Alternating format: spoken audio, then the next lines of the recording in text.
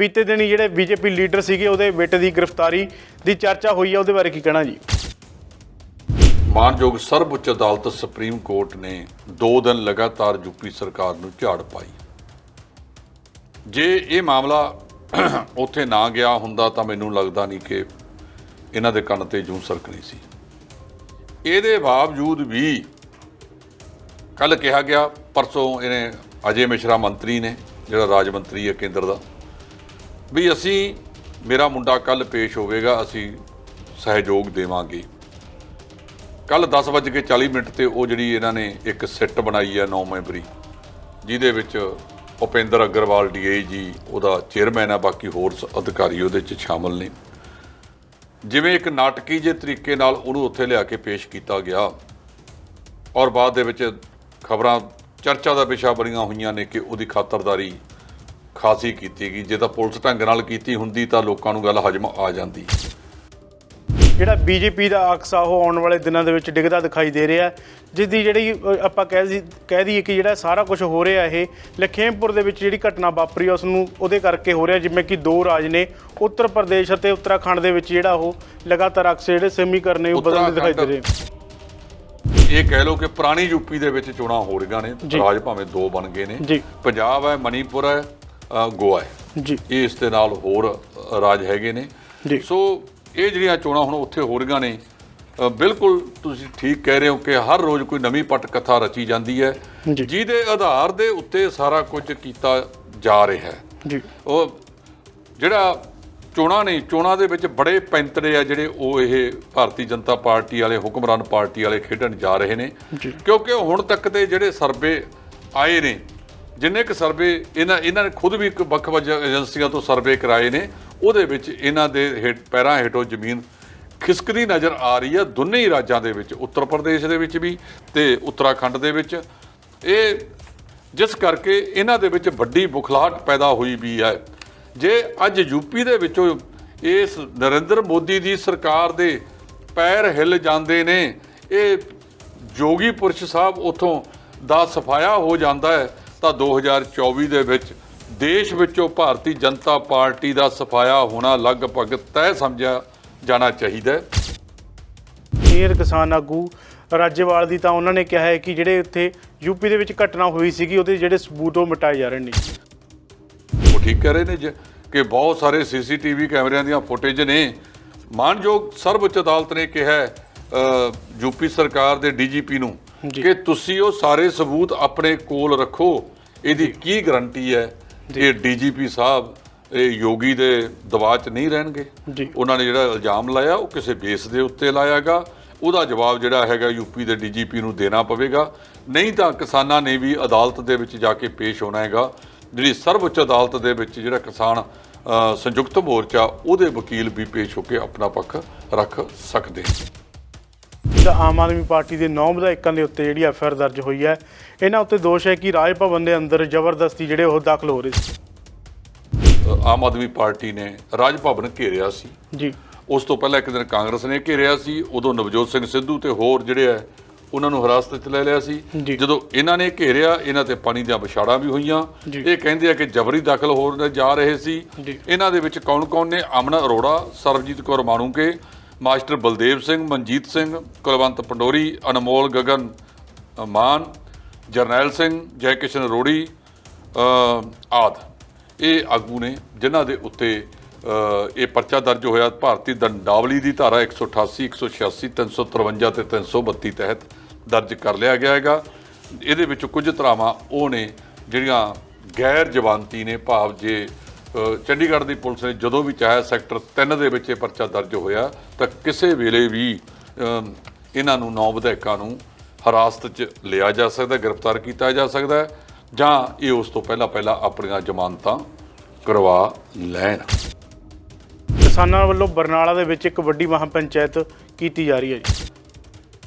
ਤੱਥਾਂ ਦੇ ਆਧਾਰ ਤੇ ਨਰਿੰਦਰ ਮੋਦੀ ਨੂੰ ਆੜੇ ਹੱਥੀ ਲਿਆ ਕਿ ਕਿਵੇਂ ਉਹ ਲਗਾਤਾਰ ਜਿਹੜਾ ਹੈਗਾ ਇਹ ਸਰਕਾਰੀ ਜਾਇਦਾਦਾਂ ਵੇਚ ਰਿਹਾ, ਆਪਣੇ ਧਨਾੜ ਜਿਹੜੇ ਯਾਰ ਨੇ ਉਹਨਾਂ ਨੂੰ ਮਜ਼ਬੂਤ ਕਰ ਰਿਹਾ। ਜਿਹੜਾ ਪ੍ਰਿੰਕਾ ਗਾਂਧੀ ਨੇ ਅੰਕੜਾ ਦਿੱਤਾ ਕਿ 28 ਕਰੋੜ ਲੋਕ ਗਰੀਬੀ ਦੀ ਲੇਖਾ ਤੋਂ ਹੇਠਾਂ ਚਲੇ ਗਏ ਨੇ। ਜੀ ਇਸ ਕਰੋਨਾ ਮਹਾਮਾਰੀ ਤੋਂ ਬਾਅਦ। ਇਸੇ ਤਰ੍ਹਾਂ ਕਿਸਾਨ ਆਗੂਆਂ ਨੇ ਆਖਿਆ ਕਿ ਕਿਵੇਂ ਇਹਨਾਂ ਨੇ ਆਪਣੇ ਯਾਰਾਂ ਦੋਸਤਾਂ ਨੂੰ ਖੁਸ਼ ਕਰਨ ਵਾਸਤੇ ਇਹ ਸਾਰਾ ਕੁਝ ਕੀਤਾ। ਜੇ 28 ਬੰਦੇ ਪੈਸੇ ਲੈ ਕੇ ਭੱਜ ਗਏ ਨੇ, ਉਹਨਾਂ ਦੇ ਵਿੱਚੋਂ 27 ਇਕੱਲੇ ਗੁਜਰਾਤ ਦੇ ਨੇ। ਇਹ ਬਰਨਾਲੇ ਦੀ ਮਹਾਰੈਲੀ ਦੇ ਵਿੱਚ ਉਹਨਾਂ ਨੇ ਕਿਹਾ। ਨਾਲ ਹੀ ਉਹਨਾਂ ਨੇ ਜਿਹੜਾ ਸੰਯੁਕਤ ਕਿਸਾਨ ਮੋਰਚੇ ਨੇ ਪ੍ਰੋਗਰਾਮ ਦਿੱਤਾ ਹੈਗਾ ਬਰਨਾਲਾ ਕਿਸਾਨ ਮਹਾ ਪੰਚਾਇਤ ਦੇ ਵਿੱਚ, ਉਹਨਾਂ ਨੇ ਕਿਹਾ ਕਿ ਇਨ ਬਿਨ ਅਸੀਂ ਇਹਨੂੰ ਲਾਗੂ ਕਰਾਵਾਂਗੇ ਜੀ, ਜਿਹਦੇ ਵਿੱਚ 18 ਅਕਤੂਬਰ ਨੂੰ ਜਿਹੜਾ ਰੇਲਾਂ ਰੋਕਣੀਆਂ ਨੇ 10 ਵਜੇ ਤੋਂ ਲੈ ਕੇ 4 ਵਜੇ ਤੱਕ, ਉਹ ਪ੍ਰੋਗਰਾਮ ਵੀ ਵਿੱਚ ਸ਼ਾਮਲ ਹੈ। 12 ਤਰੀਕ ਨੂੰ ਉੱਥੇ ਜਿਹੜੀ ਹੈ ਪਰਸੋਂ ਨੂੰ ਇਹ ਜਿਹੜੇ ਆਪਣੀਆਂ ਜਾਨਾਂ ਵਾਰ ਗਏ ਇਸ ਹਾਦਸੇ ਦੇ ਵਿੱਚ ਕਿਸਾਨ ਤੇ ਪੱਤਰਕਾਰ, ਉਹਨਾਂ ਦੇ ਨਿਮਿਤ ਅੰਤਮ ਅਰਦਾਸ ਹੋਵੇਗੀ। ਉਹਦੇ ਵਿੱਚ ਵੀ ਕਿਸਾਨਾਂ ਨੇ ਜਾਣਾ। ਉੱਥੇ ਕਲਸ਼ ਯਾਤਰਾ ਵੀ ਉੱਥੋਂ ਕੱਢਣੀ ਹੈ। 15 ਅਕਤੂਬਰ ਨੂੰ ਉਹਨਾਂ ਨੇ ਦੁਸਹਿਰੇ ਵਾਲੇ ਦਿਨ ਜਿਹੜੀ ਰਾਵਣ ਕੁੰਭਕਰਨ ਤੇ ਮੇਘਨਾਥ ਸਾੜਦੇ ਆ, ਉਹ ਕਹਿੰਦੇ ਵੀ ਉਹ ਤਾਂ ਬਹੁਤ ਪੁਰਾਣੇ ਹੋ ਗਏ ਨੇ। ਜਿਹੜੇ ਨਵੇਂ ਰਾਵਣ ਨੇ ਨਰਿੰਦਰ ਮੋਦੀ ਜੀ, ਅਮਿਤ ਸ਼ਾਹ ਜੀ ਤੇ ਆ ਯੋਗੀ ਜੀ, ਇਹਨਾਂ ਦੇ ਪੁਤਲੇ ਅਸੀਂ ਉਸ ਦਿਨ ਵੱਖ-ਵੱਖ ਥਾਵਾਂ ਤੇ ਸਾੜਾਂਗੇ। ਇਸ ਵਾਰ ਉਹ ਕੌਮੀ ਜਿਹੜੀ ਸਾਡੀ ਰਾਜਧਾਨੀ ਆ ਉਹਦੇ ਬਰੂਹਾਂ ਤੇ ਬੈਠੇ ਨੇ। ਪਿਛਲੀ ਵਾਰੀ ਉਹ ਪੰਜਾਬ ਦੇ ਵਿੱਚ ਬੈਠੇ ਸੀ, ਸਾਡੇ ਪਿਛਲੀ ਵਾਰੀ ਵੀ ਗਏ ਸੀ। ਮਨਜੀਤ ਸਿੰਘ ਧਨੇਰ ਨੇ ਉਹਨਾਂ ਨੇ ਇੱਕ ਮੋਦੀ ਸਰਕਾਰ ਨੂੰ ਚੇਤਾਵਨੀ ਦਿੱਤੀ ਹੈ ਕਿ ਅਸੀਂ ਜਿਹੜਾ ਇਹ ਅੰਦੋਲਨ ਕਰਨ ਆਇਆ, ਅਸੀਂ ਜਿੱਤਣ ਲਈ ਕਰਨ ਆਇਆ ਤੇ ਜਿੱਤ ਕੇ ਹੀ ਵਾਪਸ ਜਾਵਾਂਗੇ ਜੀ। ਉਹਨਾਂ ਨੇ ਪਹਿਲੇ ਦਿਨ ਤੋਂ ਇਹੀ ਗੱਲ ਕਹਿੰਦੇ ਆ ਰਹੇ ਨੇ। ਜਿਹੜੀਆਂ ਹੁਣ ਕਿਸਾਨ ਪੰਚਾਇਤਾਂ ਵੱਖ-ਵੱਖ ਰਾਜਾਂ ਦੇ ਵਿੱਚ ਹੋ ਰਹੀਆਂ ਨੇ ਜੀ, ਉਹਦੇ ਵਿੱਚ ਉਹਨਾਂ ਦੀ ਮੰਗ ਇਹੋ ਹੈ ਕਿ ਅਸੀਂ ਹਰ ਹਾਲਤ ਇਹਨਾਂ ਕਾਨੂੰਨਾਂ ਨੂੰ ਰੱਦ ਕਰਾ ਕੇ ਜਾਵਾਂਗੇ ਜੀ। ਦੇਸ਼ ਦਾ ਗ੍ਰਹਿ ਮੰਤਰੀ ਪਿਛਲੀ ਵਾਰ ਜਦੋਂ ਉਹਨਾਂ ਦੇ ਨਾਲ ਮੁਲਾਕਾਤ ਹੋਈ ਤਾਂ ਉਹਨੇ ਆਖਿਆ ਸੀ, ਅਮਿਤ ਸ਼ਾਹ ਨੇ, कि राज्यपाल साहब तुसी बात मान जाओ, जो इसमें से रद्द कराना है करवा लो, मुखौटा यही रहने दो जी। हमने और बहुत सारे कानून बनाए हैं, फिर हमें उनको बदलना पड़ेगा। सो ये गल बार बार कहते हैं, वो कहते भी बिल्कुल नहीं, ਅਸੀਂ ਇਹਨਾਂ ਨੂੰ ਰੱਦ ਕਰਾ ਕੇ ਜਾਣਾ ਹੈ ਜੀ। ਰੱਦ ਕਰਾਉਣ ਤੋਂ ਬਿਨਾਂ ਬਿਲਕੁਲ ਕੋਈ ਹੋਰ ਚੀਜ਼ ਮਨਜ਼ੂਰ ਨਹੀਂ ਹੈਗੀ। ਸੋ ਜਿਹੜਾ ਮਨਜੀਤ ਸਿੰਘ ਧਨੇਰ ਨੇ ਇਹ ਬਿਆਨ ਦਿੱਤਾ, ਉਹਨਾਂ ਦਾ ਇਹ ਕਿਸਾਨ ਸੰਯੁਕਤ ਮੋਰਚੇ ਦਾ ਪਹਿਲੇ ਦਿਨ ਤੋਂ ਸਟੈਂਡ ਹੈ, ਜਿਹਦੇ ਤੇ ਉਹ ਅੱਜ ਤੱਕ ਖੜੇ ਨੇ। ਭਗਵੰਤ ਮਾਨ ਨੇ ਕਈ ਸਵਾਲ ਖੜੇ ਕੀਤੇ ਨੇ। ਭਗਵੰਤ ਮਾਨ ਨੇ ਕਿਹਾ ਹੈ ਕਿ ਜਿਹੜੀਆਂ ਪੰਜਾਬ ਦੀਆਂ ਸਰਕਾਰੀ ਨੌਕਰੀਆਂ ਨੇ, ਉਹਨਾਂ ਦੇ ਜਿਹੜੇ ਕਾਬਜ਼ ਨੇ ਉਹ ਬਾਕੀ ਜਿਹੜੇ ਸੂਬੇ ਦੇ ਰਾਜਾਂ ਦੇ ਲੋਕ ਨੇ ਜਿਹੜੇ ਉਹ ਹੋ ਰਹੇ ਨੇ, ਤੇ ਇਹ ਲਗਾਤਾਰ ਸਿਲਸਿਲਾ 30 ਸਾਲਾਂ ਤੋਂ ਜਿਹੜਾ ਕਹਿੰਦੇ ਚੱਲ ਰਿਹਾ ਜੀ। ਭਗਵੰਤ ਮਾਨ ਨੇ ਜਿਹੜੀ ਤਾਜ਼ਾ ਟਿੱਪਣੀ ਕੀਤੀ ਹੈ, ਉਹ ਪੰਜਾਬ ਰਾਜ ਟਰਾਂਸਮਿਸ਼ਨ ਲਿਮਟਿਡ ਜੀ, ਬਿਜਲੀ ਬੋਰਡ ਦਾ ਇੱਕ ਹੋਰ ਅਦਾਰਾ ਸੀ। ਪਹਿਲਾਂ ਬਿਜਲੀ ਬੋਰਡ ਹੁੰਦਾ ਸੀ, ਦੀਆਂ ਦੋ ਕੰਪਨੀਆਂ ਬਣਾ ਦਿੱਤੀਆਂ ਜੀ, ਇੱਕ PSPCL, ਦੂਜੀ PSTCL। ਇੱਕ Punjab state power corporation limited ਤੇ ਦੂਜੀ Punjab state transmission corporation limited. ਇਹਦੇ ਵਿੱਚ ਕੁਝ ਅਸਾਮੀਆਂ ਕੱਢੀਆਂ ਗਈਆਂ ਸੀ। ਉਹ ਕਹਿੰਦਾ ਕਿ ਦੂਜੇ ਰਾਜਾਂ ਦੇ ਵਿੱਚ ਤਾਂ ਅਸੀਂ 1% ਵੀ ਕੋਈ ਜ਼ਮੀਨ ਨਹੀਂ ਖਰੀਦ ਸਕਦੇ ਜੀ। ਇਹਦੇ ਵਿੱਚ ਜਿਹੜੇ ਜ਼ਿੰਮੇਵਾਰ ਅਧਿਕਾਰੀ ਬਿਠਾਏ ਨੇ, ਉਹ ਸਾਰੇ ਪੰਜਾਬ ਵਿਰੋਧੀ ਕੰਮ ਕਰਦੇ ਨੇ ਜੀ। ਪੰਜਾਬ ਦੇ ਵਿੱਚ ਬੇਰੁਜ਼ਗਾਰੀ ਵੱਧ ਰਹੀ ਹੈ, ਇਹਦਾ ਜਵਾਬ ਦੇਣਾ ਚਾਹੀਦਾ ਕੈਪਟਨ ਅਮਰਿੰਦਰ ਸਿੰਘ ਨੂੰ ਜੀ। ਉਹਦੇ ਕੋਲੇ ਸੀ ਬਿਜਲੀ ਦਾ ਮਹਿਕਮਾ ਜੀ। ਉੱਥੇ PSTCL ਦੇ ਵਿੱਚ ਉਹਦੇ ਚਹੇਤੇ ਅਧਿਕਾਰੀਆਂ ਨੇ ਕੁਝ ਪੋਸਟਾਂ ਕੱਢੀਆਂ। ਕਿਹੜੀਆਂ ਨੇ? ਸਹਾਇਕ ਲਾਈਨਮੈਨ 95 ਅਸਾਮੀਆਂ ਜੀ, 94 ਬਾਹਰੀ ਰਾਜਾਂ ਦੇ ਭਰਤੀ ਕਰਤੇ, ਭਾਵ 71% ਬੰਦੇ ਬਾਹਰੇ ਰਾਜਾਂ ਦੇ ਭਰਤੀ ਕਰਤੇ ਜੀ। ਸਹਾਇਕ ਸਟੇਸ਼ਨ ਅਟੈਂਡੈਂਟ 39 ਅਸਾਮੀਆਂ ਨੇ, 28 ਬਾਹਰਲੇ ਰਾਜਾਂ ਦੇ ਲੈ ਜਾਂਦੇ ਜੀ। JE ਸਬ ਸਟੇਸ਼ਨ 54 ਚੋਂ 28 ਬਾਹਰੇ ਰਾਜਾਂ ਦੇ। ਸਹਾਇਕ ਇੰਜੀਨੀਅਰ 11 ਚੋਂ 4 ਬਾਹਰੀ ਰਾਜਾਂ ਵਾਲੇ ਆ ਗਏ, ਕਿਉਂਕਿ ਇਹਨਾਂ ਨੇ ਸ਼ਰਤਾਂ ਹੀ ਉਸ ਕਿਸਮ ਦੀਆਂ ਬਣਾਤੀਆਂ ਜੀ ਕਿ ਜਿਹਦੇ ਵਿੱਚ ਇਹ ਕਿਹੜੀ ਇਹਨਾਂ ਨੇ ਕਿਹਨੇ ਇਹ ਪਾਸ ਕੀਤੀ ਸਾਰਾ ਕੁਝ ਜੀ। ਇਹ ਪਿਛਲੀ ਸਰਕਾਰ ਦੇ ਵਿੱਚ ਘਰਾੜੇ ਮਾਰ ਕੇ ਅਮਰਿੰਦਰ ਸਿੰਘ ਸੁੱਤਾ ਰਿਹਾ ਜੀ। ਸੀਸਮਾ ਫਾਰਮ ਚੋਂ ਬਾਹਰ ਨਹੀਂ ਨਿਕਲਿਆ, ਹਲੇ ਕਹਿੰਦਾ ਮੇਰੀ ਬੇਇੱਜ਼ਤੀ ਕੀਤੀ ਗਈ। ਤੇ ਜਦੋਂ ਤੂੰ ਰਾਜ ਦੇ ਉਸ ਪਤਾ ਚੱਲਿਆ ਨਾ, ਰਾਜ ਦੇ ਲੋਕ ਪੁੱਛਦੇ ਨੇ ਕਿ ਬੇਇੱਜ਼ਤੀ ਤਾਂ ਉਹਨਾਂ ਦੀ ਕੀਤੀ ਹੈ ਜਿਨ੍ਹਾਂ ਦੇ ਸਿਰ ਤੇ ਲਿਆ ਕੇ ਤੁਸੀਂ ਦੂਜੇ ਰਾਜਾਂ ਤੋਂ ਬਿਠਾ ਦਿੱਤੇ ਆ। ਠੀਕ ਕਹਿੰਦਾ ਭਗਵੰਤ ਮਾਨ ਜੀ। ਇੱਕ ਵਾਰ ਪਹਿਲਾਂ ਵੀ ਪਿਛਲੀ ਸਰਕਾਰ ਦੇ ਵਿੱਚ ਇੱਕ ਇਹੋ ਜਿਹਾ ਡਾਇਰੈਕਟਰ ਭਰਤੀ ਕਰ ਲਿਆ ਜੀ, ਜਿਹਨੇ ਇਸ ਭਰਤੀ ਕਰਨ ਦਾ ਠੇਕਾ ਵੀ ਬਾਹਰਲੇ ਰਾਜ ਨੂੰ 2.5 ਕਰੋੜ 'ਚ ਪਹਿਲਾਂ ਦੇਤਾ, ਪੇਪਰ ਲਿਆ ਜੀ, ਫਿਰ ਉਹ ਪੇਪਰ ਰੱਦ ਹੋ ਗਿਆ ਜੀ। ਦੂਜੀ ਵਾਰ ਫਿਰ 2.5 ਕਰੋੜ ਦਿੱਤਾ, 5 ਕਰੋੜ ਰੁਪਈਆ ਭਰਤੀ ਹੋਈ ਨਹੀਂ ਜੀ, ਤੇ ਪੰਜਾਬ ਦੇ ਬਿਜਲੀ ਬੋਰਡ ਦੇ ਖਜ਼ਾਨੇ ਦਾ ਚਟਾ ਦਿੱਤਾ ਗਿਆ। ਪੰਜਾਬ ਦੇ ਵਿੱਚ ਜਿਹੜਾ ਬਿਜਲੀ ਸੰਕਟ ਆ ਉਹ ਜਿਹੜਾ ਵੱਡੇ ਪੱਧਰ ਤੇ ਵੱਧਦਾ ਜਾ ਰਿਹਾ, ਜਿਸ ਨੂੰ ਲੈ ਕੇ ਲੰਬੇ ਕੱਟ ਲੱਗਣ ਲਈ ਕਿਹਾ ਗਿਆ ਤੇ ਜਿਹੜੇ ਕੰਮ ਕਾਰਜ ਨੇ ਜਿਹੜੇ ਬਿਜਲੀ ਦੇ ਨਾਲ ਚੱਲਦੇ ਨੇ ਉਹ ਠੱਪ ਹੋਣ ਦੀ ਸੰਭਾਵਨਾ।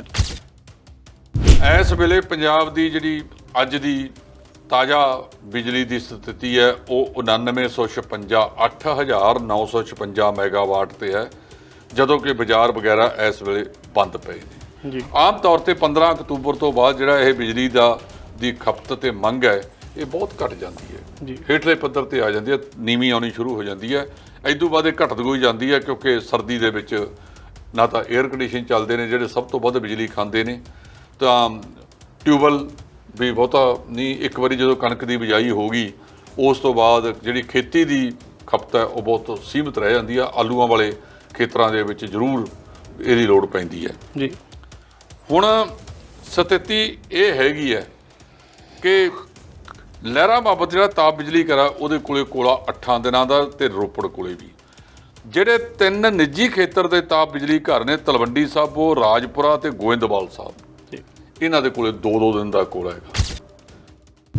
D5 ਚੈਨਲ ਪੰਜਾਬੀ ਦੇਖ ਰਹੇ ਸਾਰੇ ਦਰਸ਼ਕਾਂ ਦਾ ਸਵਾਗਤ ਹੈ। ਮੈਂ ਸੁਖਵੀਰ ਸਿੰਘ ਇੱਕ ਮੇਰੀ ਵੀ ਸੁਣੋ ਪ੍ਰੋਗਰਾਮ ਲੈ ਕੇ ਹਾਜ਼ਰ ਹਾਂ, ਜਿਸ ਦੇ ਵਿੱਚ ਅਸੀਂ ਵੱਖੋ ਵੱਖਰੇ ਮੁੱਦਿਆਂ ਦੀ ਚਰਚਾ ਕਰਦੇ ਹਾਂ। ਤੇ ਚਰਚਾ ਕਰਨ ਲਈ ਸਾਡੇ ਨਾਲ ਨੇ D5 ਦੇ ਸੀਨੀਅਰ ਐਡੀਟਰ ਜਸਪਾਲ ਸਿੰਘ ਢਿੱਲੋਂ ਜੀ। ਆਓ ਉਹਨਾਂ ਦਾ ਸਵਾਗਤ ਕਰ ਲਈਏ। ਸਤਿ ਸ਼੍ਰੀ ਅਕਾਲ ਜੀ। ਸਤਿ ਸ਼੍ਰੀ ਅਕਾਲ ਭੱਗੂ ਸਾਹਿਬ।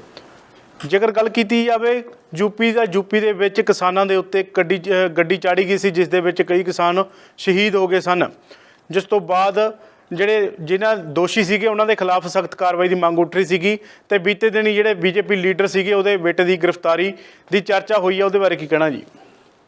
ਦੇਖੋ, ਗੱਲ ਇਹ ਹੈ ਕਿ ਮਾਨਯੋਗ ਸਰਵਉੱਚ ਅਦਾਲਤ ਸੁਪਰੀਮ ਕੋਰਟ ਨੇ 2 ਦਿਨ ਲਗਾਤਾਰ ਯੂਪੀ ਸਰਕਾਰ ਨੂੰ ਝਾੜ ਪਾਈ। ਜੇ ਇਹ ਮਾਮਲਾ ਉੱਥੇ ਨਾ ਗਿਆ ਹੁੰਦਾ ਤਾਂ ਮੈਨੂੰ ਲੱਗਦਾ ਨਹੀਂ ਕਿ ਇਹਨਾਂ ਦੇ ਕੰਨ ਤੇ ਜੂੰ ਸਰਕਣੀ ਸੀ। ਇਹਦੇ ਬਾਵਜੂਦ ਵੀ ਕੱਲ੍ਹ ਕਿਹਾ ਗਿਆ, ਪਰਸੋਂ ਇਹਨੇ ਅਜੇ ਮਿਸ਼ਰਾ ਮੰਤਰੀ ਨੇ, ਜਿਹੜਾ ਰਾਜ ਮੰਤਰੀ ਹੈ ਕੇਂਦਰ ਦਾ, ਵੀ ਮੇਰਾ ਮੁੰਡਾ ਕੱਲ੍ਹ ਪੇਸ਼ ਹੋਵੇਗਾ, ਅਸੀਂ ਸਹਿਯੋਗ ਦੇਵਾਂਗੇ। ਕੱਲ੍ਹ 10:40 ਤੇ ਉਹ ਜਿਹੜੀ ਇਹਨਾਂ ਨੇ ਇੱਕ ਸਿੱਟ ਬਣਾਈ ਹੈ 9 ਮੈਂਬਰੀ, ਜਿਹਦੇ ਵਿੱਚ ਉਪੇਂਦਰ ਅਗਰਵਾਲ DIG ਉਹਦਾ ਚੇਅਰਮੈਨ ਹੈ, ਬਾਕੀ ਹੋਰ ਅਧਿਕਾਰੀ ਉਹਦੇ 'ਚ ਸ਼ਾਮਲ ਨੇ। ਜਿਵੇਂ ਇੱਕ ਨਾਟਕੀ ਜਿਹੇ ਤਰੀਕੇ ਨਾਲ ਉਹਨੂੰ ਉੱਥੇ ਲਿਆ ਕੇ ਪੇਸ਼ ਕੀਤਾ ਗਿਆ, ਔਰ ਬਾਅਦ ਦੇ ਵਿੱਚ ਖਬਰਾਂ ਚਰਚਾ ਦਾ ਵਿਸ਼ਾ ਬਣੀਆਂ ਹੋਈਆਂ ਨੇ ਕਿ ਉਹਦੀ ਖਾਤਰਦਾਰੀ ਖਾਸੀ ਕੀਤੀ ਗਈ। ਜੇ ਤਾਂ ਪੁਲਿਸ ਢੰਗ ਨਾਲ ਕੀਤੀ ਹੁੰਦੀ ਤਾਂ ਲੋਕਾਂ ਨੂੰ ਗੱਲ ਹਜਮ ਆ ਜਾਂਦੀ। ਉਹ ਮੰਤਰੀ ਦਾ ਸਾਹਿਬਜ਼ਾਦਾ ਹੈ, ਮੰਤਰੀ ਦਾ ਇੱਕ ਲਾਡਲਾ ਹੈ, ਜਿਹਦੇ ਕਰਕੇ ਉਹਨੂੰ ਵਾਰ-ਵਾਰ ਮਤਲਬ ਕਾਫੀ VVIP ਟਰੀਟਮੈਂਟ ਦਾ ਸਮਾਚਾਰ ਹੈ। ਕਿਹਾ ਇਹ ਜਾ ਰਿਹਾ ਹੈ ਕਿ ਉਹ ਸਾਨੂੰ ਸਹਿਯੋਗ ਨਹੀਂ ਦੇ ਰਿਹਾ, ਉਹ ਐ ਕਰ ਰਿਹਾ ਹੈ। ਅਸੀਂ 3 ਦਰਜਨ ਦੇ ਕਰੀਬ ਸਵਾਲ ਪੁੱਛੇ ਸੀ, ਉਹ ਸਵਾਲਾਂ ਦੇ ਵਿੱਚ ਉਲਝਦਾ ਜਾ ਰਿਹਾ। ਜੇ ਫਿਰ ਉਲਝਦਾ ਜਾ ਰਿਹਾ ਹੈ ਤਾਂ ਰਾਤ ਨੂੰ 12:30 ਵਜੇ ਡਿਊਟੀ ਮੈਜਿਸਟ੍ਰੇਟ ਦੇ ਘਰ ਜਾ ਕੇ ਉਹਨੂੰ ਪੇਸ਼ ਕਰਨ ਦੀ ਲੋੜ ਕੀ ਪੈ ਗਈ ਸੀ? ਉੱਥੋਂ ਦਾ ਜ਼ਿਲ੍ਹਾ ਮੈਜਿਸਟ੍ਰੇਟ, ਜਿਹਨੂੰ DC ਕਹਿੰਦੇ ਆ, ਇਹ ਜੇਲ੍ਹਾਂ ਦੇ ਦੌਰੇ ਕਾਹਦੇ ਵਾਸਤੇ ਕਰਦਾ ਫਿਰਦਾ ਸੀ? ਤਾਂ ਕਿ ਜਿਹੜੇ ਇੱਕ ਸਪੂਤ ਨੂੰ, ਜਿਹੜਾ ਇਹਦਾ ਮੰਤਰੀ ਦਾ ਹੈਗਾ, ਉਹਨੂੰ ਉੱਥੇ ਰੱਖਣਾ ਹੈ। ਉਹਦੇ ਆਸੇ-ਪਾਸੇ ਕੋਈ VVIP ਟਰੀਟਮੈਂਟ ਹੈ ਕਿ ਨਹੀਂ ਹੈ, ਇਹ ਚਰਚਾਵਾਂ ਨੇ। ਸੋ ਮਾਣਯੋਗ ਅਦਾਲਤ ਦੇ ਵਿੱਚ ਜਾ ਕੇ ਦੱਸਣਾ, ਕਿਉਂਕਿ 2 ਦਿਨਾਂ 'ਚ ਅਦਾਲਤ ਨੇ ਬਹੁਤ ਸਖਤ ਝਾੜ ਪਾਈ ਤੇ ਆਖਿਆ ਕਿ ਤੁਹਾਡੀ ਕਾਰਵਾਈ ਤੋਂ ਅਸੀਂ ਸੰਤੁਸ਼ਟ ਨਹੀਂ ਹੈਗੇ ਜੀ। ਇਸ ਕਰਕੇ ਇਹ ਸਾਰਾ ਕੁਝ ਹੋਇਆ।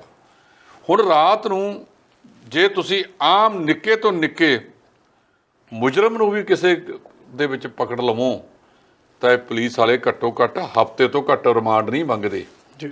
ਇਹਦਾ 3 ਦਿਨ ਰਿਮਾਂਡ ਮੰਗਿਆ ਗਿਆ। ਪਹਿਲਾਂ ਹੀ ਚਰਚਾਵਾਂ ਸਨ ਕਿ ਇਹਨੂੰ ਜੇਲ੍ਹ ਭੇਜਣਾ। ਘਟਨਾ 8 ਬੰਦਿਆਂ ਦੇ ਕਤਲ ਦੀ, ਉਹਦੇ ਵਿੱਚ ਇਹਨੂੰ ਐਂ ਸਮਝਿਆ ਜਾ ਰਿਹਾ ਯੂਪੀ ਦੀ ਪੁਲਿਸ ਵੱਲੋਂ ਕਿ ਕੁਛ ਨਹੀਂ ਹੋਇਆ ਜੀ, ਕੋਈ ਜ਼ਿਆਦਾ ਨਹੀਂ।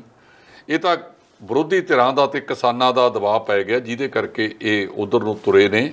ਨਹੀਂ ਕੋਈ ਉਹ ਨਹੀਂ। ਜਦੋਂ ਵੀ ਤੁਸੀਂ ਕਿਸੇ ਬੰਦੇ ਨੂੰ ਗ੍ਰਿਫਤਾਰ ਕਰੋ, ਜੇ ਉਹਦੀ ਗ੍ਰਿਫਤਾਰੀ 10:40 ਤੇ ਵੀ ਪਾ ਦੀ ਸਮਝੀ ਜਾਵੇ, ਕੱਲ੍ਹ ਜਦੋਂ ਉਹ ਪੇਸ਼ ਹੋਇਆ ਜਾਂਦੇ ਹੀ ਗ੍ਰਿਫਤਾਰੀ ਪਾਤੀ, ਫਿਰ ਵੀ ਉਹਨੂੰ ਅੱਜ 10:40 ਤੋਂ ਪਹਿਲਾਂ ਪੇਸ਼ ਕਰਨਾ ਸੀ। ਇਹ ਰਾਤ ਨੂੰ ਕਿਹੜਾ ਤੂਫਾਨ ਆ ਗਿਆ ਸੀ ਜੀ ਕਿ ਉਹਨੂੰ 12:30 ਵਜੇ ਕਤਲ ਦੇ ਵਿੱਚ ਬੰਦਾ ਦੋਸ਼ੀ ਹੋਵੇ ਤੇ 12:30 ਵਜੇ ਉਹਨੂੰ ਜਾ ਕੇ ਪੇਸ਼ ਕੀਤਾ ਜਾਵੇ ਤੇ ਰਿਮਾਂਡ ਮੰਗਿਆ 3 ਦਿਨ ਦਾ। ਜੀ ਵੀ ਜਦੋਂ ਜਿਹੜੀ ਵੀਰਵੰਨਾ ਜਿਹੜੇ ਸਾਡੇ ਮੁੱਖ ਜੱਜ ਨੇ ਸਰਵਉੱਚ ਅਦਾਲਤ ਸੁਪਰੀਮ ਕੋਰਟ ਦੇ, ਉਹਨਾਂ ਨੇ ਆਖਿਆ ਸੀ ਕਿ ਇਹ ਜੇ ਕੇਸ ਦੇ ਵਿੱਚ ਤਾਂ CBI ਨੂੰ ਜਾਂਚ ਵੀ ਨਹੀਂ ਸੌਂਪੀ ਜਾ ਸਕਦੀ, ਕਿਉਂਕਿ ਥਾਹਾਂ ਪੁੱਤ ਇਹਦਾ ਜਿਹੜਾ ਪਿਓ ਉਹ ਕੇਂਦਰੀ ਰਾਜ ਮੰਤਰੀ ਜੋ ਬੈਠਾ ਹੋਇਆ ਹੈ ਜੀ। ਕੋ ਅਦਾਲਤ ਦੀ ਮਰਜ਼ੀ ਵਿੱਚ ਇਸ ਕੇਸ ਦੇ ਵਿੱਚ CBI ਵੀ ਇੱਕ ਨਿਰਪੱਖ ਏਜੰਸੀ ਵਜੋਂ ਕੰਮ ਨਹੀਂ ਕਰ ਸਕੇਗੀ। ਜੀ ਪਹਿਲਾਂ ਵੀ ਆਮ ਇਲਜ਼ਾਮ ਲੱਗਦੇ ਨੇ ਕਿ ਇਹ ਤਾਂ ਕੇਂਦਰ ਸਰਕਾਰ ਦਾ ਤੋਤਾ ਬਣ ਚੁੱਕੀ ਹੈ। ਜੀ ਜਿਵੇਂ ਵਿਜੀਲੈਂਸ ਰਾਜਾਂ ਦੇ ਸਰਕਾਰ ਦਾ ਤੋਤਾ ਬਣ ਚੁੱਕੀ ਹੈ ਨਾ, ਜੀ ਉਵੇਂ ਜਿਵੇਂ ਇਹ ਬਣ ਚੁੱਕੀ ਹੈ। ਸੋ ਇਹਨੂੰ ਜਿਹੜਾ ਆਸ਼ੀਸ਼ ਮਿਸ਼ਰੇ ਨੂੰ ਉੱਥੇ ਭੇਜਿਆ ਗਿਆ, ਕਹਿੰਦੇ ਆ ਕਿ ਜਾਂਚ ਦੇ ਵਿੱਚ ਪੂਰਾ ਨਹੀਂ, ਤੁਸੀਂ ਸਹੀ ਥਾਂ ਦੇ ਉੱਤੇ ਭੇਜੋ ਕਿ ਉਹ ਜਵਾਬ ਦਿੰਦਾ ਨਹੀਂ, ਉਹਦਾ ਤੋਤੇ ਵਾਂਗੂ ਚੱਲੇਗਾ। ਜੀ ਜੇ ਹੋਰ ਨਹੀਂ ਕਿਤੇ ਤਾਂ ਪੰਜਾਬ 'ਚ ਭੇਜ ਦਿਓ, ਜਾਂ ਪੰਜਾਬ ਦੀ ਟੀਮ ਨੂੰ ਉੱਥੇ ਬੁਲਾ ਕੇ ਅੱਧਾ ਘੰਟਾ ਪੇਸ਼ ਕਰਾ ਦਿਓ, ਜੀ ਆਪਣੇ ਆਪ ਸਾਰਾ ਕੁਝ ਬੋਲੇਗਾ। ਇਹ ਸਾਰਾ ਕੁਝ ਜਿਹੜਾ ਕੀਤਾ ਜਾ ਰਿਹਾ ਇਹ ਆਈ ਬਾਸ਼ ਹੈ। ਜੀ ਮਾਨਯੋਗ ਅਦਾਲਤ ਦੀਆਂ ਅੱਖਾਂ 'ਚ ਵੀ ਘੱਟਾ ਪਾਇਆ ਜਾ ਰਿਹਾ ਹੈਗਾ। ਇਹਦੇ ਤੇ ਅਜੇ ਜਦੋਂ ਤੱਕ ਉਹਦਾ ਜਿਹੜਾ ਬਾਪ ਹੈ ਉਹ ਤਾਹਾਂ ਬੈਠਾ ਹੈ, ਉਦੋਂ ਤੱਕ ਇਸ ਕੇਸ ਦੇ ਵਿੱਚ ਪੂਰਨ ਇਨਸਾਫ ਮਿਲਣਾ ਮਤਲਬ ਲੱਗਦਾ ਨਹੀਂ ਕਿ ਪੂਰਨ ਇਨਸਾਫ ਮਿਲੇ, ਦੂਰ ਦੀ ਗੱਲ ਹੈ। ਜੀ ਇਸ ਤੋਂ ਇਲਾਵਾ ਜੀ ਕਿਸਾਨਾਂ ਵੱਲੋਂ ਬਰਨਾਲਾ ਦੇ ਵਿੱਚ ਇੱਕ ਵੱਡੀ ਮਹਾਪੰਚਾਇਤ ਕੀਤੀ ਜਾ ਰਹੀ ਹੈ ਜੀ। ਅੱਜ ਦੇਸ਼ ਦੇ ਵਿੱਚ 3 ਵੱਡੀਆਂ ਪੰਚਾਇਤਾਂ ਹੋ ਰਹੀਆਂ ਨੇ। ਜੀ ਇੱਕ ਪੰਚਾਇਤ ਜਿਹੜੀ ਹੈ ਉਹ ਬਰਨਾਲੇ ਦੇ ਵਿੱਚ ਕਿਸਾਨਾਂ ਵੱਲੋਂ ਰੱਖੀ ਗਈ। ਦੂਜੀ ਪੰਚਾਇਤ ਮਹਾਪੰਚਾਇਤ ਕਾਂਗਰਸ ਦੀ ਜਨਰਲ ਸਕੱਤਰ ਬੀਬੀ ਪ੍ਰਿੰਕਾ ਗਾਂਧੀ ਵੱਲੋਂ ਪ੍ਰਧਾਨ ਮੰਤਰੀ ਨਰਿੰਦਰ ਮੋਦੀ ਦੇ ਸੰਸਦ ਹਲਕੇ ਵਾਰਾਣਸੀ 'ਚ ਰੱਖੀ ਗਈ। ਜੀ ਤੀਜੀ ਜਿਹੜੀ ਮਹਾਪੰਚਾਇਤ ਆ ਉਹ ਸਮਾਜਵਾਦੀ ਪਾਰਟੀ ਦੇ ਅਖਿਲੇਸ਼ ਸਿੰਘ ਯਾਦਵ ਵੱਲੋਂ ਵੀ ਉੱਥੇ ਰੱਖੀ ਗਈ ਹੈ। ਜੀ ਵੱਖ-ਵੱਖ ਥਾਵਾਂ ਤੇ ਹੋਈਆਂ। ਇਹ ਤਿੰਨਾਂ ਮਹਾਪੰਚਾਇਤਾਂ ਦੇ ਵਿੱਚ ਐਨ ਪੂਰੇ ਤੱਥਾਂ ਦੇ ਆਧਾਰ ਤੇ ਨਰਿੰਦਰ ਮੋਦੀ ਨੂੰ ਆੜੇ ਹੱਥੀ ਲਿਆ ਕਿ ਕਿਵੇਂ ਉਹ ਲਗਾਤਾਰ ਜਿਹੜਾ ਹੈਗਾ ਇਹ ਸਰਕਾਰੀ ਜਾਇਦਾਦਾਂ ਵੇਚ ਰਿਹਾ ਹੈ, ਆਪਣੇ ਧਨਾੜ ਜਿਹੜੇ ਯਾਰ ਨੇ ਉਹਨਾਂ ਨੂੰ ਮਜ਼ਬੂਤ ਕਰ ਰਿਹਾ ਹੈ। ਜਿਹੜਾ ਪ੍ਰਿੰਕਾ ਗਾਂਧੀ ਨੇ ਅੰਕੜਾ ਦਿੱਤਾ ਕਿ 28 ਕਰੋੜ ਲੋਕ ਗਰੀਬੀ ਦੀ ਰੇਖਾ ਤੋਂ ਹੇਠਾਂ ਚਲੇ ਗਏ ਨੇ ਜੀ ਇਸ ਕਰੋਨਾ ਮਹਾਮਾਰੀ ਤੋਂ ਬਾਅਦ। ਇਸੇ ਤਰ੍ਹਾਂ ਕਿਸਾਨ ਆਗੂਆਂ ਨੇ ਆਖਿਆ ਕਿ ਕਿਵੇਂ ਇਹਨਾਂ ਨੇ ਆਪਣੇ ਯਾਰਾਂ ਦੋਸਤਾਂ ਨੂੰ ਖੁਸ਼ ਕਰਨ ਵਾਸਤੇ ਇਹ ਸਾਰਾ ਕੁਝ ਕੀਤਾ ਹੈ। ਜੇ 28 ਬੰਦੇ ਪੈਸੇ ਲੈ ਕੇ ਭੱਜ ਗਏ ਨੇ, ਉਹਨਾਂ ਦੇ ਵਿੱਚੋਂ 27 ਇਕੱਲੇ ਗੁਜਰਾਤ ਦੇ ਨੇ। ਇਹ ਬਰਨਾਲੇ ਦੀ ਮਹਾਰੈਲੀ ਦੇ ਵਿੱਚ ਉਹਨਾਂ ਨੇ ਕਿਹਾ। ਨਾਲ ਹੀ ਉਹਨਾਂ ਨੇ ਜਿਹੜਾ ਸੰਯੁਕਤ ਕਿਸਾਨ ਮੋਰਚੇ ਨੇ ਪ੍ਰੋਗਰਾਮ ਦਿੱਤਾ ਹੈਗਾ ਬਰਨਾਲਾ ਕਿਸਾਨ ਮਹਾ ਪੰਚਾਇਤ ਦੇ ਵਿੱਚ, ਉਹਨਾਂ ਨੇ ਕਿਹਾ ਕਿ ਇਨ ਬਿਨ ਅਸੀਂ ਇਹਨੂੰ ਲਾਗੂ ਕਰਾਵਾਂਗੇ ਜੀ, ਜਿਹਦੇ ਵਿੱਚ 18 ਅਕਤੂਬਰ ਨੂੰ ਜਿਹੜਾ ਰੇਲਾਂ ਰੋਕਣੀਆਂ ਨੇ 10 ਵਜੇ ਤੋਂ ਲੈ ਕੇ 4 ਵਜੇ ਤੱਕ, ਉਹ ਪ੍ਰੋਗਰਾਮ ਵੀ ਵਿੱਚ ਸ਼ਾਮਲ ਹੈ। 12 ਤਰੀਕ ਨੂੰ ਉੱਥੇ ਜਿਹੜੀ ਹੈ ਪਰਸੋਂ ਨੂੰ ਇਹ ਜਿਹੜੇ ਆਪਣੀਆਂ ਜਾਨਾਂ ਵਾਰ ਗਏ ਇਸ ਹਾਦਸੇ ਦੇ ਵਿੱਚ ਕਿਸਾਨ ਤੇ ਪੱਤਰਕਾਰ, ਉਹਨਾਂ ਦੇ ਨਿਮਿਤ ਅੰਤਮ ਅਰਦਾਸ ਹੋਵੇਗੀ। ਉਹਦੇ ਵਿੱਚ ਵੀ ਕਿਸਾਨਾਂ ਨੇ ਜਾਣਾ। ਉੱਥੇ ਕਲਸ਼ ਯਾਤਰਾ ਵੀ ਉੱਥੋਂ ਕੱਢਣੀ ਹੈ।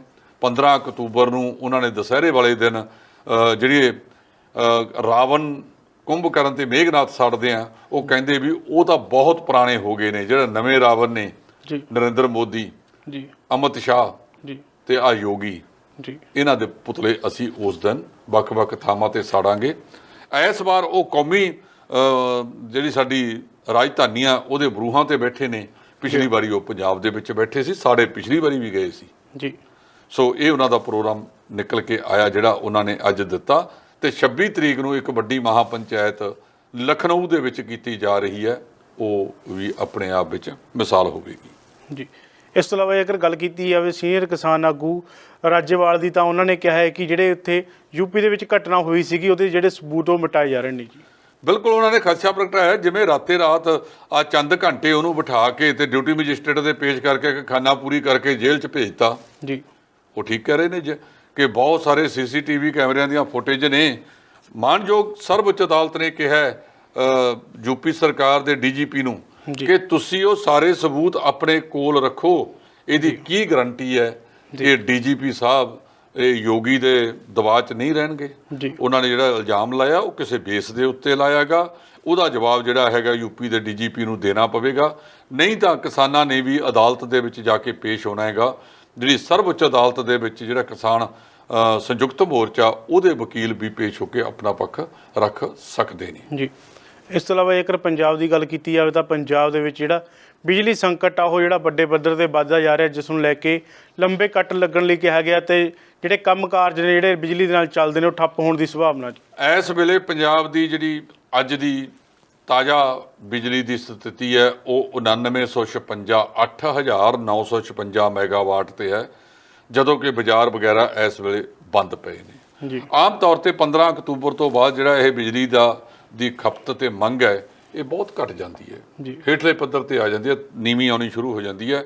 ਇਸ ਤੋਂ ਬਾਅਦ ਇਹ ਘਟਦੀ ਹੋਈ ਜਾਂਦੀ ਹੈ ਕਿਉਂਕਿ ਸਰਦੀ ਦੇ ਵਿੱਚ ਨਾ ਤਾਂ 에ਅਰ ਕੰਡੀਸ਼ਨ ਚੱਲਦੇ ਨੇ ਜਿਹੜੇ ਸਭ ਤੋਂ ਵੱਧ ਬਿਜਲੀ ਖਾਂਦੇ ਨੇ, ਤਾਂ ਟਿਊਬਵੈੱਲ ਵੀ ਬਹੁਤਾ ਨਹੀਂ। ਇੱਕ ਵਾਰੀ ਜਦੋਂ ਕਣਕ ਦੀ ਬਿਜਾਈ ਹੋ ਗਈ ਉਸ ਤੋਂ ਬਾਅਦ ਜਿਹੜੀ ਖੇਤੀ ਦੀ ਖਪਤ ਹੈ ਉਹ ਬਹੁਤ ਸੀਮਿਤ ਰਹਿ ਜਾਂਦੀ ਆ। ਆਲੂਆਂ ਵਾਲੇ ਖੇਤਰਾਂ ਦੇ ਵਿੱਚ ਜ਼ਰੂਰ ਇਹਦੀ ਲੋੜ ਪੈਂਦੀ ਹੈ ਜੀ। ਹੁਣ ਸਥਿਤੀ ਇਹ ਹੈਗੀ ਹੈ ਕਿ ਲਹਿਰਾ ਮਾਬਤ ਜਿਹੜਾ ਤਾਪ ਬਿਜਲੀ ਘਰ ਆ ਉਹਦੇ ਕੋਲੇ ਕੋਲਾ 8 ਦਿਨਾਂ ਦਾ ਤੇ ਰੋਪੜ ਕੋਲੇ ਵੀ। ਜਿਹੜੇ 3 ਨਿੱਜੀ ਖੇਤਰ ਦੇ ਤਾਪ ਬਿਜਲੀ ਘਰ ਨੇ ਤਲਵੰਡੀ ਸਾਬੋ, ਰਾਜਪੁਰਾ ਤੇ ਗੋਇੰਦਵਾਲ ਸਾਹਿਬ, ਇਹਨਾਂ ਦੇ ਕੋਲੇ 2-2 ਦਿਨ ਦਾ ਕੋਲਾ ਹੈਗਾ। ਹਰਿਆਣੇ ਦੇ ਤਾਪ ਬਿਜਲੀ ਘਰ ਕੋਲੇ ਕੋਲਾ ਖਤਮ ਹੋ ਗਿਆ ਹੈ ਨਹੀਂ ਪੂਰਾ ਵੀ। ਦਿੱਲੀ 'ਚ ਵੀ ਸਥਿਤੀ ਇਸ ਕਿਸਮ ਦੀ ਦੱਸੀ ਜਾ ਰਹੀ ਹੈ। ਉਹਨਾਂ ਦੇ ਕੋਲੇ ਹਾਲਾਂਕਿ ਬਾਹਰੋਂ ਆਉਂਦਾ ਹੈਗਾ ਤੇ ਪਰ ਉਹਨਾਂ ਦੀ ਸਥਿਤੀ ਵੀ ਡਾਮਾਡੋਲ ਹੈ। ਇਸ ਵੇਲੇ ਜਿਹੜਾ ਨਿੱਜੀ ਤਾਪ ਬਿਜਲੀ ਘਰਾਂ ਦਾ ਉਤਪਾਦਨ ਹੈ ਜਿਹੜਾ ਇਹ 1850 ਮੈਗਾਵਾਟ ਚੱਲ ਰਿਹਾ, ਹਾਲਾਂਕਿ ਕੁੱਲ ਇਹਨਾਂ ਦਾ 3620 ਹੈ। ਲਹਿਰਾ ਮਾਬਤ ਦੇ 3 ਯੂਨਿਟ ਚੱਲਦੇ ਨੇ 535 ਮੈਗਾਵਾਟ ਹੈ। ਰੋਪੜ ਦੇ ਵੀ 3 ਯੂਨਿਟ ਚੱਲਦੇ ਨੇ 319 ਮੈਗਾਵਾਟ ਹੈ ਤੇ ਰਾਜਪੁਰੇ ਦੇ 2 ਯੂਨਿਟ ਚੱਲਦੇ ਨੇ 929 ਹੈ। ਤਲਵੰਡੀ ਸਾਬੋ ਦੇ 2 ਚੱਲਦੇ ਆ 660 ਹੈ ਤੇ ਜੀਵੀ ਕੇ ਗੋਇੰਦਵਾਲ ਸਾਹਿਬ ਦਾ 1 ਯੂਨਿਟ ਚੱਲਦਾ ਤੇ 261 ਮੈਗਾਵਾਟ ਬਿਜਲੀ ਉਹ ਤੋਂ ਮਿਲ ਰਹੀ ਹੈ। ਹੁਣ ਦਿਲਚਸਪ ਗੱਲ ਇਹ ਹੈ ਕਿ ਜਿਹੜੇ ਪਣ ਬਿਜਲੀ ਅਧਿਕਾਰ ਨੇ ਜਿਨ੍ਹਾਂ ਤੋਂ ਸਿਰਫ ਤੇ ਸਿਰਫ 210 ਮੈਗਾਵਾਟ ਹੀ ਬਿਜਲੀ ਲਈ ਜਾ ਰਹੀ ਹੈ। ਰਣਜੀਤ ਸਾਗਰ ਡੈਮ, ਅੱਪਰ ਵਾਰੀ ਦੁਆਬ ਕਨਾਲ ਤੇ ਆਨੰਦਪੁਰ ਸਾਹਿਬ ਪਣ ਬਿਜਲੀ ਪ੍ਰੋਜੈਕਟ, ਇਹਨਾਂ ਦਾ ਉਤਪਾਦਨ ਠੱਪ ਹੈ। ਇਹਨਾਂ ਤੋਂ ਉਤਪਾਦਨ ਲਿਆ ਜਾ ਸਕਦਾ ਜੇ ਬਿਜਲੀ ਦਾ ਸੰਕਟ ਆਉਂਦਾ ਹੈ। ਸਿਰਫ ਤੇ ਸਿਰਫ ਇਸ ਵੇਲੇ 2 ਚੱਲ ਰਹੇ ਨੇ। ਇੱਕ ਤਾਂ ਜਿਹੜਾ ਪੰਜਾਬ ਦਾ ਹਿਮਾਚਲ ਦੇ ਵਿੱਚ ਹੈ ਜੋਗਿੰਦਰ ਨਗਰ ਛਾਨਣ, ਉੱਥੋਂ 40 ਮੈਗਾਵਾਟ ਤੇ ਮਕੇਰੀਆਂ ਪਣ ਬਿਜਲੀ ਘਰ ਤੋਂ 170 ਮੈਗਾਵਾਟ ਬਿਜਲੀ ਲਈ ਜਾ ਰਹੀ ਹੈ। ਨਵਿਆਉਣਯੋਗ ਸਰੋਤਾਂ ਤੋਂ 487, ਸੋਲਰ ਤੋਂ 414 ਤੇ ਗੈਰ ਸੋਲਰ ਤੋਂ 72 ਮੈਗਾਵਾਟ ਬਿਜਲੀ ਲਈ ਜਾ ਰਹੀ ਹੈ। ਅੱਜ ਸਰਦਾਰ ਨਵਜੋਤ ਸਿੰਘ ਸਿੱਧੂ ਨੇ ਇਸੇ ਮਾਮਲੇ ਨੂੰ ਲੈ ਕੇ ਇੱਕ ਟਵੀਟ ਕੀਤਾ। ਜਿਹੜੇ ਤਾਪ ਬਿਜਲੀ ਘਰ ਆ ਇਹਨਾਂ ਤੇ ਕੰਡੀਸ਼ਨ ਹੈ ਕਿ ਇਹਨਾਂ ਕੋਲੇ ਘੱਟੋ ਘੱਟ 1 ਮਹੀਨੇ ਦਾ ਕੋਲਾ ਭੰਡਾਰ ਜ਼ਰੂਰ ਪਿਆ ਹੋਣਾ ਚਾਹੀਦਾ। ਇਹਨਾਂ ਦੇ ਕੋਲ ਤਾਂ 2-2 ਦਿਨ ਦਾ ਰਹਿ ਗਿਆ। ਜੇ 2-2 ਦਿਨ ਦਾ ਰਹਿ ਗਿਆ ਤੇ ਫਿਰ ਇਹਨਾਂ ਤੇ ਕਾਰਵਾਈ ਕਿਉਂ ਨਹੀਂ? ਕਿਉਂਕਿ ਪਿਛਲੀ ਸਰਕਾਰ ਹੱਥ ਵੜਾ ਕੇ ਦੇਗੀ ਜੀ ਕਿ ਤੁਹਾਡੇ ਕੋਲੋਂ ਸਾਰੇ ਦਾ ਸਾਰਾ ਬਿਜਲੀ ਅਸੀਂ ਲਵਾਂਗੇ, ਤੁਹਾਡੀ ਬਿਜਲੀ ਵਰਤੀ ਜਾਵੇ ਜਾਂ ਨਾ ਵਰਤੀ ਜਾਵੇ ਤੁਹਾਨੂੰ ਫਿਕਸ ਚਾਰਜ ਅਸੀਂ ਦੇਵਾਂਗੇ ਜੀ। ਇਹਦੇ ਤੇ ਵਾਈਟ ਪੇਪਰ ਆਉਣਾ ਚਾਹੀਦਾ ਸੀ, ਸਫੈਦ ਪੱਤਰ ਅਜੇ ਤੱਕ ਆਇਆ ਕਿਉਂ ਨਹੀਂ? ਹੁਣ ਨਵੀਂ ਸਰਕਾਰ ਆਈ ਹੈ, ਨਵੀਂ ਸਰਕਾਰ ਇਸ ਦੇ ਵਿੱਚ ਜਿਹੜਾ ਸਫੈਦ ਪੱਤਰ ਆ ਉਹ ਲਿਆਵੇ ਜੀ। ਜਿਹੜੇ ਚਰਨਜੀਤ ਸਿੰਘ ਚੰਨੀ ਮੁੱਖ ਮੰਤਰੀ ਬਣੇ ਨੇ ਉਹ ਬੜੇ ਕਈ ਕੰਮਾਂ ਨੂੰ ਲੈ ਕੇ ਉਹਨਾਂ ਦੇ ਕੰਮਾਂ ਦੀ ਸ਼ਲਾਘਾ ਹੋ ਰਹੀ ਹੈ। ਇਸ ਕੇਸ ਦੇ ਵਿੱਚ ਵੀ ਉਹਨਾਂ ਨੂੰ ਦਿਲਚਸਪੀ ਨਿੱਜੀ ਲੈ ਕੇ ਕੰਮ ਕਰਨਾ ਚਾਹੀਦਾ, ਨਹੀਂ ਤਾਂ ਰੱਬ ਰਾਖਾ ਹੋ ਜਾਏਗਾ ਕਿ ਜਿਹੜੇ ਵਾਅਦੇ ਤੁਸੀਂ 2017 'ਚ ਕੀਤੇ ਸੀ ਆਉਣ 'ਚ ਸੱਤਾ 'ਚ ਆਉਣ ਤੋਂ ਪਹਿਲਾਂ, ਉਹ ਵਾਅਦਿਆਂ ਦੇ ਵਿੱਚ ਇੱਕ ਜਿਹੜੇ ਬਿਜਲੀ ਸਮਝੌਤੇ ਸੀ ਇਹਨਾਂ ਨੂੰ ਵੀ ਰੱਦ ਕਰਨ ਦਾ ਮਾਮਲਾ ਵਿੱਚ ਸੀ। ਸੋ ਇਹਦੇ ਵਿੱਚ ਜੇ ਤੁਸੀਂ ਨਾ ਕੀਤਾ, ਕਹਿ ਰਹੇ ਨੇ ਕਿ ਅਗਲੇ ਦਿਨਾਂ ਦੇ ਵਿੱਚ ਇਸ ਜਿਹੜਾ ਸੰਕਟ ਹੈ ਉਹ ਖਤਮ ਹੋ ਜਾਵੇਗਾ, ਤੁਸੀਂ ਸੰਜਮ ਨਾਲ ਬਿਜਲੀ ਵਰਤੋ ਜੀ, ਫਲਾਨਾ ਕਰੋ, ਢਿਮਕਾ ਕਰੋ। ਇਹ ਸਾਰਾ ਜਿਹੜਾ ਹੈਗਾ ਉਹਨਾਂ ਲੋਕਾਂ ਦਾ ਕਸੂਰ ਕੀ ਹੈ ਜਿਨ੍ਹਾਂ ਲੋਕਾਂ ਨੇ ਪੈਸੇ ਦੇ ਕੇ ਬਿਜਲੀ ਲੈਣੀ ਹੈ, ਜਿਨ੍ਹਾਂ ਨੂੰ ਤੁਸੀਂ ਮੁਫਤਖੋਰੀ ਵਿੱਚ ਦੇ ਰਹੇ ਹੋ ਉਹਨਾਂ ਦੀ ਗੱਲ ਛੱਡੋ। ਇਹ ਬੋਝ ਜਿਹੜਾ ਵਾਰੀ-ਵਾਰੀ ਉਹਨਾਂ ਲੋਕਾਂ ਤੇ ਹੀ ਪੈ ਰਿਹਾ ਜਿਹੜੇ ਬਿਜਲੀ ਦਾ ਬਿੱਲ ਅਦਾ ਕਰਦੇ ਨਹੀਂ ਜੀ। ਇਸ ਤੋਂ ਇਲਾਵਾ ਅਗਰ ਗੱਲ ਭਗਵੰਤ ਮਾਨ ਦੀ ਕੀਤੀ ਜਾਵੇ ਤਾਂ ਭਗਵੰਤ ਮਾਨ ਨੇ ਕਈ ਸਵਾਲ ਖੜੇ ਕੀਤੇ ਨੇ। ਭਗਵੰਤ ਮਾਨ ਨੇ ਕਿਹਾ ਹੈ ਕਿ ਜਿਹੜੀਆਂ ਪੰਜਾਬ ਦੀਆਂ ਸਰਕਾਰੀ ਨੌਕਰੀਆਂ ਨੇ ਉਹਨਾਂ ਦੇ ਜਿਹੜੇ ਕਾਬਜ਼ ਨੇ ਉਹ ਬਾਕੀ ਜਿਹੜੇ ਸੂਬੇ ਦੇ ਰਾਜਾਂ ਦੇ ਲੋਕ ਨੇ ਜਿਹੜੇ ਉਹ ਹੋ ਰਹੇ ਨੇ ਤੇ ਇਹ ਲਗਾਤਾਰ ਸਿਲਸਿਲਾ 30 ਸਾਲਾਂ ਤੋਂ ਜਿਹੜਾ ਕਹਿੰਦੇ ਚੱਲ ਰਿਹਾ ਜੀ।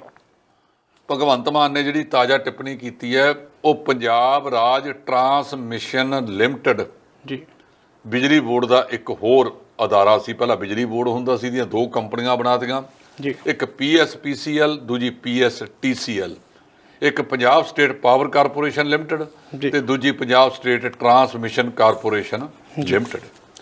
ਇਹਦੇ ਵਿੱਚ ਕੁਝ ਅਸਾਮੀਆਂ ਕੱਢੀਆਂ ਗਈਆਂ ਸੀ।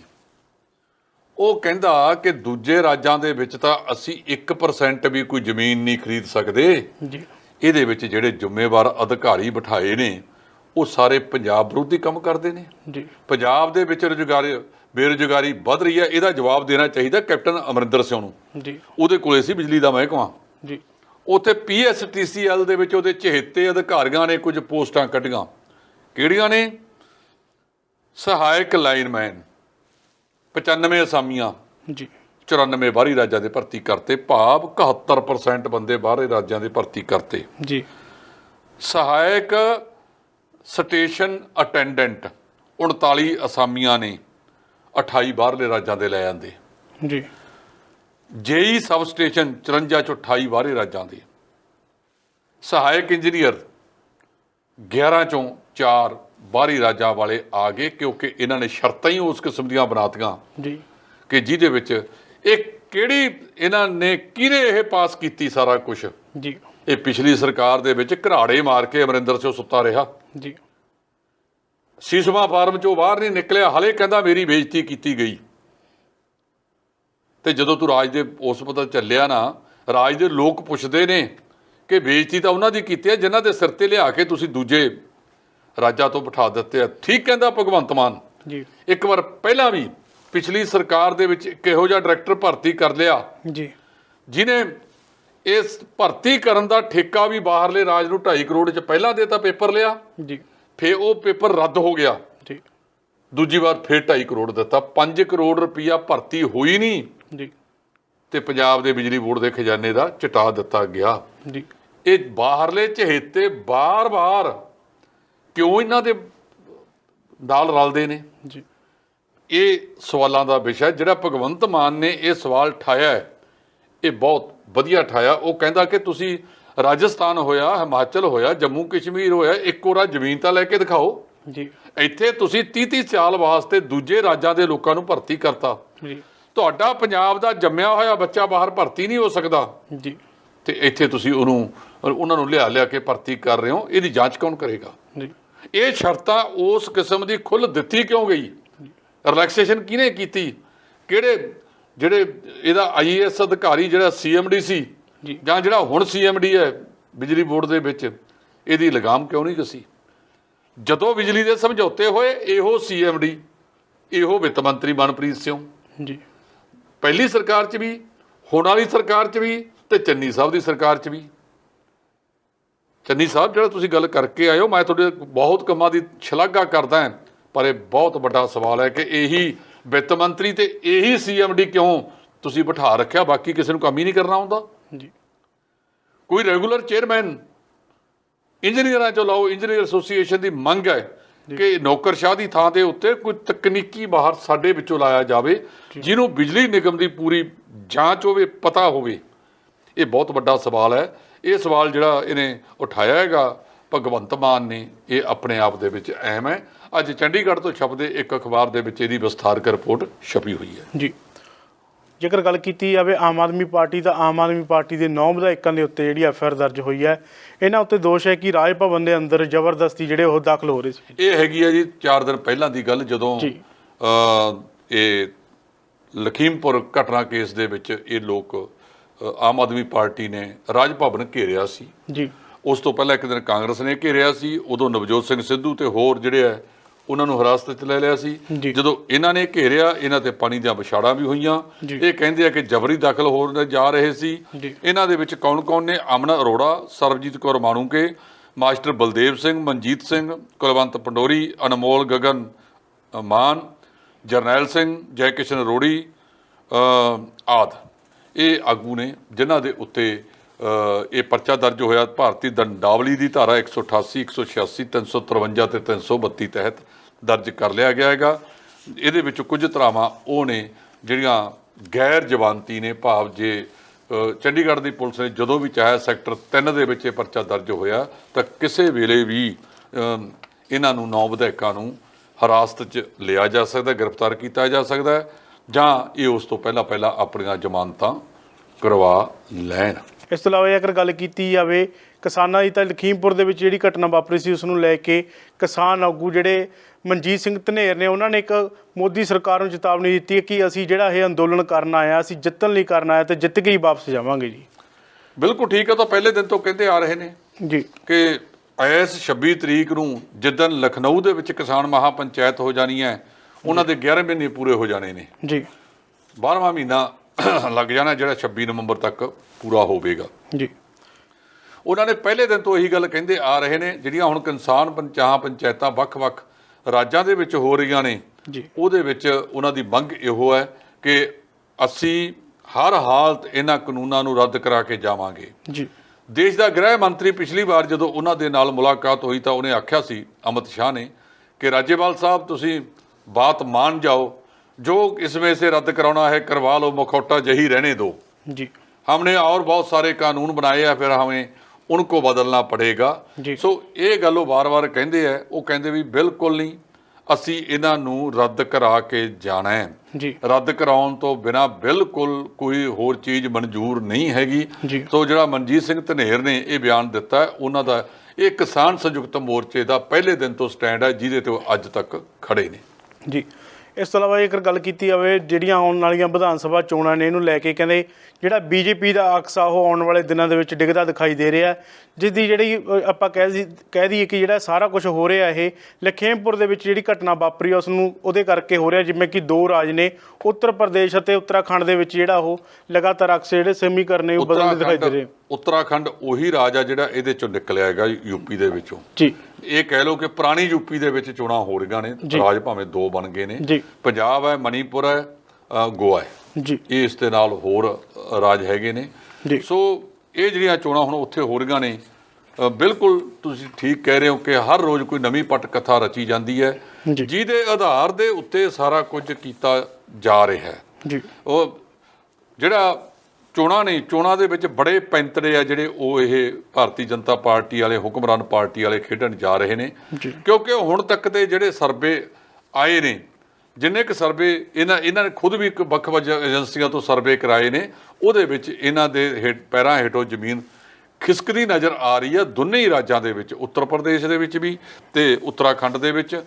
ਇਹ ਜਿਸ ਕਰਕੇ ਇਹਨਾਂ ਦੇ ਵਿੱਚ ਵੱਡੀ ਬੁਖਲਾਹਟ ਪੈਦਾ ਹੋਈ ਵੀ ਹੈ। ਜੇ ਅੱਜ ਯੂਪੀ ਦੇ ਵਿੱਚੋਂ ਇਸ ਨਰਿੰਦਰ ਮੋਦੀ ਦੀ ਸਰਕਾਰ ਦੇ ਪੈਰ ਹਿੱਲ ਜਾਂਦੇ ਨੇ, ਇਹ ਜੋਗੀ ਪੁਰਸ਼ ਸਾਹਿਬ ਉੱਥੋਂ ਦਾ ਸਫਾਇਆ ਹੋ ਜਾਂਦਾ ਹੈ, ਤਾਂ 2024 ਦੇ ਵਿੱਚ ਦੇਸ਼ ਵਿੱਚੋਂ ਭਾਰਤੀ ਜਨਤਾ ਪਾਰਟੀ ਦਾ ਸਫਾਇਆ ਹੋਣਾ ਲਗਭਗ ਤੈਅ ਸਮਝਿਆ ਜਾਣਾ ਚਾਹੀਦਾ ਹੈ। ਜਿਸ ਕਰਕੇ ਉਹਨਾਂ ਨੂੰ ਪੰਜਾਬ ਦੇ ਨਾਲੋਂ, ਉੱਤਰਾਖੰਡ ਦੇ ਨਾਲੋਂ ਉੱਤਰ ਪ੍ਰਦੇਸ਼, ਯੂਪੀ ਦਾ ਬਹੁਤ ਵੱਡਾ ਜਿਹੜਾ ਹੈਗਾ ਉਹ ਖਦਸ਼ਾ ਹੈਗਾ, ਬਹੁਤ ਵੱਡਾ ਉਹਨਾਂ ਨੂੰ। ਇਸੇ ਕਰਕੇ ਉਹਨਾਂ ਤੇ ਦੋਸ਼ ਲੱਗ ਰਹੇ ਨੇ ਕਿ ਜਿਹੜੀ ਲਖੀਮਪੁਰ ਘਟਨਾ ਵਾਪਰੀ ਹੈ, ਉਹ ਘੱਟ ਗਿਣਤੀਆਂ ਨੂੰ ਵਰਤ ਕੇ, ਉਹਨਾਂ ਨੂੰ ਖਾਲਿਸਤਾਨੀ ਕੁਝ ਵੀ ਕਹਿ ਕੇ ਹਿੰਦੂ ਵੋਟ ਨੂੰ ਇੱਕ ਥਾਂ ਤੇ ਇਕੱਤਰ ਕਰਨ ਦਾ ਜਿਹੜਾ ਇਹਨਾਂ ਦਾ ਯਤਨ ਕੀਤਾ ਜਾ ਰਿਹਾ ਹੈ, ਉਹ ਕਿਸਾਨ ਮੋਰਚੇ ਨੇ ਉਹਨਾਂ ਤੇ ਪਾਣੀ ਫੇਰ ਦਿੱਤਾ। ਅੱਜ ਜਿੱਥੇ ਅਖਿਲੇਸ਼ ਯਾਦਵ ਦਾ ਇਕੱਠ ਬਹੁਤ ਭਾਰੂ ਸੀ, ਵਾਰਾਣਸੀ 'ਚ ਪ੍ਰਿੰਕਾ ਗਾਂਧੀ ਦਾ ਇਕੱਠ ਵੀ ਬਹੁਤ ਭਾਰੂ ਸੀ। ਇਹ ਜਿਹੜੇ ਹੁਕਮਰਾਨ ਧਿਰ ਦੇ ਵਿੱਚ ਬੈਠੇ ਨੇ ਇਸ ਵੇਲੇ, ਉਹ ਥੋੜ੍ਹਾ ਜਿਹਾ ਡੱਕਾ ਪ੍ਰਿੰਕਾ ਗਾਂਧੀ ਵੱਲ ਨੂੰ ਸੁੱਟਦੇ ਨੇ, ਕਿਉਂਕਿ ਉਹਨਾਂ ਤੋਂ ਸੱਤਾ ਖੋਣ ਦਾ ਇਹਨਾਂ ਨੂੰ ਕੋਈ ਬਹੁਤਾ ਡਰ ਨਹੀਂ। ਇਹਨਾਂ ਦਾ ਮੁੱਖ ਵਿਰੋਧੀ ਪਾਰਟੀ ਉੱਥੇ ਜਿਹੜੀ ਹੈ ਉਹ ਹੈਗੀ ਹੈ ਅਖਿਲੇਸ਼ ਯਾਦਵ ਦੀ ਸਮਾਜਵਾਦੀ ਪਾਰਟੀ, ਤੇ ਜਿਹੜੀ ਮਾਇਆਵਤੀ ਹੈ ਉਹ ਤਾਂ ਲਗਭਗ ਇਹਨਾਂ ਦੇ ਨਾਲ ਹੀ ਤੁਰਦੀ ਫਿਰਦੀ ਰਹਿੰਦੀ ਹੈ। ਸੋ ਉਹਨੇ ਵੀ ਇੱਕ ਬਿਆਨ ਦਾਗਿਆ ਕਿ ਜਿਹੜੇ ਇਹ ਸਰਵੇਖਣ ਨੇ, ਇਹਨਾਂ ਤੇ ਪਾਬੰਦੀ ਲਾਈ ਜਾਵੇ, ਘੱਟੋ ਘੱਟ ਜਿਹੜੇ ਰਾਜ ਦੇ ਵਿੱਚ 6 ਮਹੀਨੇ ਰਹਿੰਦੇ ਹੁਣ ਚੋਣਾਂ ਦੇ ਵਿੱਚ, ਉਹਨਾਂ ਤੇ ਉਹ ਪਾਬੰਦੀ ਲਾਈ ਜਾਵੇ, ਤਾਂ ਜੋ ਇਹਨਾਂ ਆਉਣ ਵਾਲੇ ਸਮੇਂ ਦੇ ਵਿੱਚ ਇਸ ਤਰ੍ਹਾਂ ਦਾ ਜਿਹੜਾ ਲੋਕ ਵੋਟਰ ਪ੍ਰਭਾਵਿਤ ਨਾ ਹੋਣ। ਖਦਸ਼ਾ ਬੀਬੀ ਜੀ ਨੂੰ ਵੀ ਨਜ਼ਰ ਆਉਣ ਲੱਗ ਗਿਆ, ਕੰਧ ਤੇ ਲਿਖਿਆ ਦਿਸਣ ਲੱਗ ਗਿਆ। ਸੋ ਇਸ ਕਰਕੇ ਜਿਹੜਾ ਹੈਗਾ ਇਹ ਮਾਮਲਾ ਜਿਹੜਾ ਹੈਗਾ ਕਹਿਣਾ ਕਿ ਸਰਵੇਖਣ ਨਾ ਕਰਾਏ ਜਾਣ, ਇਹ ਤੋਂ ਪਤਾ ਲੱਗਦਾ ਹੈ ਕਿ ਇਹਨਾਂ ਦੇ ਵਿੱਚ ਜਿਹੜੀ ਆਗੂਆਂ 'ਚ ਬੁਖਲਾਹਟ ਹੈ ਬਹੁਤ ਵੱਡੀ ਪੱਧਰ ਤੇ ਪਾਈ ਜਾ ਰਹੀ ਹੈ ਜੀ। ਉਧਰ ਜੇਕਰ ਗੱਲ ਕੀਤੀ ਜਾਵੇ ਸੋਨੀਆ ਗਾਂਧੀ ਤਾਂ ਉਹਨਾਂ ਨੇ ਇੱਕ ਵਰਕਰ ਕਮੇਟੀ ਸੱਦੀ ਹੈ ਜੀ। ਕਾਂਗਰਸ ਵਰਕਿੰਗ ਕਮੇਟੀ ਦੀ ਮੀਟਿੰਗ ਹੈ ਅਗਲੇ ਦਿਨਾਂ ਦੇ ਵਿੱਚ, ਸ਼ਾਇਦ 18 ਨੂੰ ਹੈ ਜੀ। ਉਹਦੇ ਵਿੱਚ ਜਿੱਥੇ ਇਹ 5 ਰਾਜਾਂ ਦੇ ਵਿੱਚ ਚੋਣਾਂ ਹੋ ਰਹੀਆਂ, ਲਖੀਮਪੁਰ ਮਾਮਲਾ ਤੇ ਜਿਨ੍ਹਾਂ ਰਾਜਾਂ ਦੇ ਵਿੱਚ ਉਪ ਚੋਣਾਂ ਹੋ ਰਹੀਆਂ ਨੇ, ਦੱਸਿਆ ਜਾ ਰਿਹਾ ਕਿ ਉਹ ਸਾਰੇ ਦਾ ਸਾਰਾ ਵਿਚਾਰ ਵਟਾਂਦਰਾ ਉਸ ਚੋਣ ਦੇ ਉਸ ਕਮੇਟੀ ਦੇ ਵਿੱਚ ਬੈਠ ਕੇ ਵਿਚਾਰਿਆ ਜਾਵੇਗਾ। ਹੁਣ ਤੱਕ ਉਹਨਾਂ ਨੇ ਬਹੁਤ ਸਾਰੇ ਸਟਾਰ ਪ੍ਰਚਾਰਕ ਵੀ ਹੈ ਜਿਹੜੇ ਉਹ ਨਿਯੁਕਤ ਕਰ ਦਿੱਤੇ ਨੇ ਜਿਮਨੀ ਚੋਣਾਂ ਵਾਸਤੇ। ਅਗਲੇ ਜਦੋਂ ਰਾਜਾਂ ਦੀਆਂ ਚੋਣਾਂ ਹੋਣਗੀਆਂ, ਹੋ ਸਕਦਾ ਇਹੀ ਪ੍ਰਚਾਰਕ ਰਹਿਣ ਜਾਂ ਉਹਨਾਂ ਪ੍ਰਚਾਰਕਾਂ ਵਿੱਚ ਤਬਦੀਲੀ ਕੀਤੀ ਜਾਵੇ। ਇਹ ਜਿਹੜੀ ਆ ਬੀਬੀ ਸੋਨੀਆ ਗਾਂਧੀ ਨੇ ਅਗਲੇ ਦਿਨਾਂ 'ਚ ਜੋ ਕਾਂਗਰਸ ਵਰਕਿੰਗ ਕਮੇਟੀ ਦੀ ਮੀਟਿੰਗ ਹੋਣੀ ਹੈ ਉਹਦੇ ਵਿੱਚ ਵਿਚਾਰਿਆ ਜਾਣਾ ਹੈ ਜੀ। ਜੇਕਰ ਉਧਰ ਗੱਲ ਕੀਤੀ ਜਾਵੇ ਸ਼੍ਰੋਮਣੀ ਅਕਾਲੀ ਦਲ ਦੇ ਪ੍ਰਧਾਨ ਸੁਖਬੀਰ ਸਿੰਘ ਬਾਦਲ ਦੀ, ਤਾਂ ਜਲੰਧਰ ਦੇ ਵਿੱਚ ਕੱਲ੍ਹ ਇੱਕ ਉਹਨਾਂ ਵੱਲੋਂ ਪ੍ਰੋਗਰਾਮ ਰੱਖਿਆ ਗਿਆ ਸੀਗਾ, ਜਿਸ ਤੋਂ ਬਾਅਦ ਕਿਸਾਨਾਂ ਵੱਲੋਂ ਉਹਨਾਂ ਦੀ ਗੱਡੀ ਦੇ ਉੱਪਰ ਜੁੱਤੀ ਸਿੱਟੀ ਗਈ ਹੈ ਜੀ। ਮੈਂ ਇਹ ਗੱਲ 2 ਪ੍ਰੋਗਰਾਮਾਂ 'ਚ ਆਪਣੇ 'ਚ ਪਹਿਲਾਂ ਵੀ ਕਰ ਦਿੱਤੀ ਹੈ ਕਿ ਜੀ ਇਹ ਢੰਗ ਗਲਤ ਹੈ ਜੀ। ਮੈਂ ਇਸ ਢੰਗ ਦੇ ਹੱਕ 'ਚ ਨਹੀਂ ਹੈਗਾ, ਜੀ। ਪਰ ਦੂਜੇ ਪਾਸੇ ਕਿਸਾਨਾਂ ਦਾ ਗੁੱਸਾ 7ਵੇਂ ਅਸਮਾਨ ਤੇ ਚੜ੍ਹਿਆ ਹੋਇਆ ਹੈ। ਉਹ ਆਪਦੇ ਭਵਿੱਖ ਦੀ ਲੜਾਈ ਲੜ ਰਹੇ ਨੇ। ਇਹ 2024 ਦੀ ਮੁੱਖ ਮੰਤਰੀ ਦੀ ਕੁਰਸੀ ਵਾਸਤੇ ਜਿਹੜੀਆਂ ਲਾਲਸਾਵਾਂ ਨੇ ਉਹ ਇਹਨਾਂ ਨੂੰ ਟਿਕਣ ਨਹੀਂ ਦਿੰਦੀਆਂ। ਕਿਸਾਨਾਂ ਨੇ ਕਿਹਾ ਕਿ ਜਿੱਦਣ ਚੋਣਾਂ ਐਲਾਨ ਹੋ ਗਈਆਂ, ਮਿੱਤਰੋ ਜਿੱਥੇ ਮਰਜ਼ੀ ਜਾਇਓ ਜੀ, ਜੋ ਮਰਜ਼ੀ ਕਰਿਓ, ਅਸੀਂ ਤੁਹਾਡਾ ਕੋਈ ਵਿਰੋਧ ਨਹੀਂ ਕਰਦੇ, ਲੇਕਿਨ ਤੁਸੀਂ ਧਿਆਨ ਡਾਈਵਰਟ ਨਾ ਕਰੋ, ਪਲੀਜ਼ ਧਿਆਨ ਡਾਈਵਰਟ ਨਾ ਕਰੋ, ਕਿਉਂਕਿ ਇਹਦੇ ਨਾਲ ਕਿਸਾਨ ਮੋਰਚਾ ਜਿਹੜਾ ਹੈਗਾ ਉਹ ਫਿੱਕਾ ਪੈਂਦਾ ਹੈਗਾ। ਉਤਲੇ ਮਨੋਂ ਤਾਂ ਕਹਿੰਦੇ ਨੇ ਕਿ ਕਿਸਾਨਾਂ ਦੇ ਨਾਲ ਖੜੇ ਆ, ਪਰ ਕਰਨਾ ਕੁਛ ਨਹੀਂ। ਪੰਡਿਤ ਜੀ ਹਮ ਤੇਰੇ ਹੈ, ਮਰਨੇ ਕੋ ਔਰ ਬਥੇਰੇ ਹੈ ਜੀ। ਸੋ ਜਿਹੜੀ ਕੱਲ੍ਹ ਜੁੱਤੀ ਸੁੱਟੀ ਆ ਉਸ ਘਟਨਾ ਦੀ ਆਪਾਂ ਨਿਖੇਧੀ ਕਰਦੇ ਹਾਂ, ਪਰ ਇਹ ਸਥਿਤੀ ਪੈਦਾ ਕਿਉਂ ਹੋਣ ਦਿੱਤੀ ਗਈ ਹੈ ਜਦੋਂ ਕਿਸਾਨ ਤੁਹਾਡਾ ਵੱਡੀ ਪੱਧਰ ਤੇ ਵਿਰੋਧ ਕਰ ਰਹੇ ਨੇ। ਅਕਾਲੀ ਦਲ ਨੂੰ ਦੇਖਣਾ ਚਾਹੀਦਾ ਹੈ ਕਿ ਸਭ ਤੋਂ ਵੱਡਾ ਵੋਟ ਬੈਂਕ ਜਿਹੜਾ ਸੀ ਉਹਨਾਂ ਦਾ ਉਹ ਕਿਸਾਨੀ ਸੀ। ਅੱਜ ਕਿਸਾਨੀ ਉਹਨਾਂ ਦਾ ਸਾਥ ਛੱਡ ਕੇ ਪਾਸੇ ਨੂੰ ਤੁਰ ਕਿਉਂ ਰਹੀ ਹੈ? ਇਹਦੇ ਬਾਰੇ ਕਦੇ ਸੁਖਬੀਰ ਸਿੰਘ ਨੂੰ ਆਪ ਦੀ ਜਿਹੜੀ ਕੋਰ ਕਮੇਟੀ ਹੈ ਉਹਦੇ ਵਿੱਚ ਬੈਠ ਕੇ ਵਿਚਾਰ ਵਟਾਂਦਰਾ ਕਰਨਾ ਚਾਹੀਦਾ, ਠੰਡਾ ਪਾਣੀ ਪੀ ਕੇ। ਸੋ ਮੈਂ ਪਹਿਲਾਂ ਵੀ ਕਿਹਾ ਸੀ, ਪਰ ਜਦੋਂ ਦੂਜੇ ਥਾਂ ਤੇ ਵਾਪਰਦੀ ਹੈ, ਜਦੋਂ ਜਰਨੈਲ ਸਿੰਘ ਨੇ ਜੁੱਤੀ ਸੁੱਟੀ ਸੀ ਪੀ ਚਿਦੰਬਰਮ ਉਦੋਂ ਦੇ ਖਜ਼ਾਨਾ ਮੰਤਰੀ ਤੇ, ਤਾਂ ਇਹਨਾਂ ਦੇ ਵਿੱਚੋਂ ਬਹੁਤਿਆਂ ਨੇ ਉਹਦਾ ਬੁਲਾ ਕੇ ਸਨਮਾਨ ਕੀਤਾ ਸੀ। ਅਸੀਂ ਉਦੋਂ ਵੀ ਨਿਖੇਧੀ ਕੀਤੀ ਸੀ, ਅਸੀਂ ਅੱਜ ਵੀ ਨਿਖੇਧੀ ਕਰਦੇ ਹਾਂ ਕਿ ਇਹ ਢੰਗ ਨਾਲ ਵਰਤੋ। ਤੁਹਾਨੂੰ ਸੰਵਿਧਾਨ ਨੇ ਢੰਗ ਦਿੱਤਾ ਹੈ, ਕਾਲੇ ਝੰਡੇ ਦਿਖਾਓ, ਮੁਰਦਾਬਾਦ ਕਰੋ, ਜੋ ਮਰਜ਼ੀ ਕਰੋ, ਜਿੰਨਾ ਮਰਜ਼ੀ ਰੱਜ ਕੇ ਵਿਰੋਧ ਕਰੋ, ਸੰਵਿਧਾਨ ਤੁਹਾਨੂੰ ਆਗਿਆ ਦਿੰਦਾ ਹੈ। ਪਰ ਇਸ ਤਰ੍ਹਾਂ ਦਾ ਜਿਹੜਾ ਕੰਮ ਹੈ ਇਹ ਕੋਈ ਜ਼ਿਆਦਾ ਵਧੀਆ ਨਹੀਂ ਹੈਗਾ। ਉਦੋਂ ਫਿਰ ਇਹਨਾਂ ਨੂੰ ਥੋੜ੍ਹਾ ਜਿਹਾ ਹੋਇਆ ਸੀ ਜਦੋਂ ਬਾਦਲ ਸਾਹਿਬ ਤੇ 2 ਵਾਰ ਜੁੱਤੀ ਸੁੱਟਤੀ ਸੀ, ਇੱਕ ਲੰਬੀ ਦੇ ਵਿੱਚ, ਇੱਕ ਜਦੋਂ 15 ਅਗਸਤ ਦੇ ਉੱਤੇ ਕਰਨੈਲ ਸਿੰਘ ਈਸੜੂ ਦੀ ਯਾਦ ਦੇ ਵਿੱਚ ਸਮਾਗਮ ਹੁੰਦਾ ਈਸੜੂ ਖੰਨੇ ਦੇ ਕੋਲ, ਇੱਥੇ ਵੀ ਸੁੱਟੀ ਗਈ ਸੀ ਜੀ। ਇਸ ਦੇ ਨਾਲ ਅੱਜ ਪੰਜਾਬ ਦੇ ਜਿਹੜੇ ਮੁੱਖ ਮੰਤਰੀ ਚਰਨਜੀਤ ਸਿੰਘ ਚੰਨੀ ਨੇ, ਉਹਨਾਂ ਦੇ ਜਿਹੜਾ ਬੇਟੇ ਦਾ ਵਿਆਹ ਸਮਾਗਮਾਂ ਮੋਹਾਲੀ ਦੇ ਵਿੱਚ ਚੱਲ ਰਿਹਾ, ਜਿਸ ਦੇ ਵਿੱਚ ਜਿਹੜੇ ਕਾਂਗਰਸ ਦੇ ਸੀਨੀਅਰ ਲੀਡਰ ਅਤੇ ਹੋਰ ਵੀ ਕਈ ਜਿਹੜੇ ਆਪਣਾ ਅਫਸਰਸ਼ਾਹੀ ਕਹਿਦੀ ਅਫਸਰ ਪਹੁੰਚੇ ਹੋਏ ਨੇ। ਇਹ ਆਪਣਾ ਭੰਗੂ ਵਿਅਕਤੀਗਤ ਫੰਕਸ਼ਨ ਹੈ, ਉਹਨਾਂ ਦਾ ਸਮਾਜਿਕ ਫੰਕਸ਼ਨ ਹੈ। ਉਹ ਸਮਾਜਿਕ ਫੰਕਸ਼ਨ ਦਾ ਰਾਜਨੀਤੀ ਨਾਲ ਕੋਈ ਤਾਲੁਕਾਤ ਨਹੀਂ ਜੀ। ਹਰ ਬੰਦੇ ਨੂੰ ਅਧਿਕਾਰ ਹੈ ਕਿਸੇ ਨੂੰ ਬੁਲਾਵੇ, ਕਿਸੇ ਨੂੰ ਨਾ ਬੁਲਾਵੇ, ਕਿਹਨੂੰ ਬੁਲਾਉਣਾ ਹੈ ਇਹ ਉਹਦਾ ਨਿੱਜੀ ਇਖਤਿਆਰ ਦੇ ਵਿੱਚ ਆਉਂਦਾ। ਉਹਨਾਂ ਦੇ ਘਰ ਦੇ ਵਿੱਚ ਖੁਸ਼ੀਆਂ ਨੇ, ਉਹਦੇ ਵਿੱਚ ਉਹਨਾਂ ਨੇ ਅੱਜ ਜਿਹੜਾ ਉਹ ਕਾਟੋ ਹੁੰਦੀ ਹੈ ਉਹ ਵੀ ਹੱਥ 'ਚ ਲੈ ਕੇ ਉਹਨਾਂ ਨੇ ਆਪ ਵਜਾਈ ਹੈ। ਇਹ ਉਹਦਾ ਖੁਸ਼ੀਆਂ ਦਾ ਮਾਮਲਾ, ਘਰ ਦਾ ਵਿਆਹ ਆ ਉਹਨਾਂ ਦਾ, ਆਪਦੇ ਸੁਪੁੱਤਰ ਦਾ ਵਿਆਹ ਆ ਵੱਡੇ ਦਾ। ਇਹਦੇ ਵਿੱਚ ਮਤਲਬ ਬਹੁਤ ਸਾਰੇ ਹਰੀਸ਼ ਰਾਵਤ ਸਮੇਤ ਬਹੁਤ ਸਾਰੇ ਆਗੂ ਅੱਜ ਆ ਰਹੇ ਨੇ, ਕੁਝ ਆਗੂ ਕੱਲ੍ਹ ਨੂੰ ਜਦੋਂ ਸ਼ਾਇਦ ਰਿਸੈਪਸ਼ਨ ਹੈਗੀ ਹੈ ਉਹਦੇ ਵਿੱਚ ਵੀ ਸ਼ਮੂਲੀਅਤ ਕਰਨਗੇ। ਇਹ ਵਿਅਕਤੀਗਤਾਂ ਦੇ ਨੂੰ ਆਪਾਂ ਮੇਰਾ ਖਿਆਲ ਪਾਸੇ ਰੱਖ ਦਿਆ ਕਰੀਏ, ਇਹਨੂੰ ਰਾਜਨੀਤੀ ਦੇ ਵਿੱਚ ਨਾ ਜੋੜਿਆ ਕਰੀਏ ਜੀ। ਧੰਨਵਾਦ ਜੀ। ਇਹ ਸਨ ਸਾਡੇ ਨਾਲ ਸੀਨੀਅਰ ਪੱਤਰਕਾਰ ਜਸਪਾਲ ਸਿੰਘ ਢਿੱਲੋਂ ਜੀ, ਜਿਨ੍ਹਾਂ ਨੇ ਵੱਖੋ ਵੱਖਰੇ ਮੁੱਦੇ 'ਤੇ ਚਰਚਾ ਕੀਤੀ ਹੈ। ਤੁਸੀਂ ਦੇਖਦੇ ਰਹੋ D5 ਚੈਨਲ ਪੰਜਾਬੀ। ਧੰਨਵਾਦ। D5 ਚੈਨਲ ਪੰਜਾਬੀ ਹੁਣੇ ਸਬਸਕ੍ਰਾਈਬ ਕਰੋ, ਬੈਲ ਆਈਕਨ ਤੇ ਕਲਿੱਕ ਕਰੋ। ਬਾਣੀ ਗੁਰੂ ਗੁਰੂ ਹੈ ਬਾਣੀ, ਵਿੱਚ ਬਾਣੀ ਅੰਮ੍ਰਿਤ ਸਾਰੇ। ਗਿਆਨੀ ਸਾਹਿਬ ਸਿੰਘ ਜੀ ਸ਼ਾਹਬਾਦ ਮਾਰਕੰਡਾ ਵਾਲਿਆਂ ਨਾਲ ਕਰੋ ਸਿੱਧੀ ਗੱਲਬਾਤ ਤੇ ਜਾਣੋ ਗੁਰਬਾਣੀ ਦੇ ਅਰਥ। ਰੋਜ਼ਾਨਾ ਪਾਠ ਕਰਨ ਵਾਲੇ ਇਹ ਪ੍ਰੋਗਰਾਮ ਜ਼ਰੂਰ ਦੇਖਣ ਤੇ ਗੁਰੂ ਸਾਹਿਬ ਦੀਆਂ ਅਸੀਸਾਂ ਦੇ ਪਾਤਰ ਬਣਨ। ਦੇਖਣਾ ਨਾ ਭੁੱਲਣਾ ਸਾਡਾ ਖਾਸ ਪ੍ਰੋਗਰਾਮ ਗੁਰਬਾਣੀ ਗਿਆਨ, ਐਤਵਾਰ ਸਵੇਰੇ 7 ਤੋਂ 8 ਵਜੇ ਤੱਕ D5 ਚੈਨਲ ਪੰਜਾਬੀ ਤੇ।